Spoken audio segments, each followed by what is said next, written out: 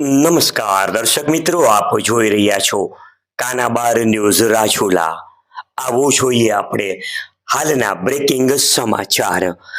રાજુલા શહેરમાં મહુવા જગત નાકા પાસે એક લક્ઝરી બસ ગાડી ગટરના ખાડામાં લટકી પડી.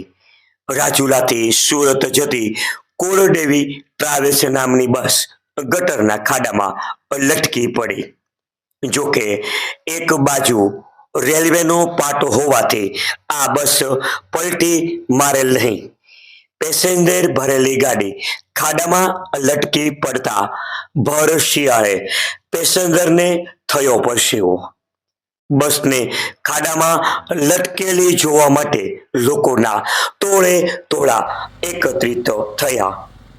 જોકે સતત 1 કલાકની ભારે જહેમત બાદ આ લક્ઝરી બસને બહાર કાઢવામાં સફળતા મળેલી.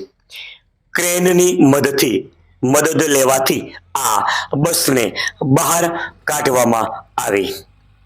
જોકે આ લક્ઝરી બસ કેવી રીતે લટકી પડી તે જાણવા મળેલ નથી, પરંતુ પેસેન્જરોનો આ બાદ બચાવ થયો તે જોવા મળ્યો.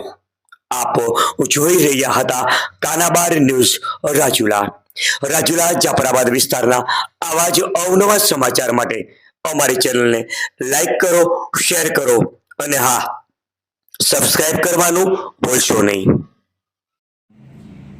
આવા જ સમાચારો માટે અમારી ચેનલને લાઈક કરો, શેર કરો અને સબસ્ક્રાઇબ કરો અને હા, બેલ આઇકોન દબાવવાનું ભૂલતા નહીં.